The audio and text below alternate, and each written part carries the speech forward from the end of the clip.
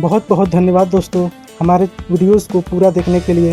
यदि आप चाहते हैं हम आपके लिए ऐसे ही नॉलेजेबल वीडियोस अपलोड करते रहें तो हमारे चैनल को सब्सक्राइब करें और बेल आइकन को भी प्रेस कर लें, ताकि जब भी हम ऐसे वीडियोस अपलोड करें इसका नोटिफिकेशन आप तक सबसे पहले पहुंच जाए।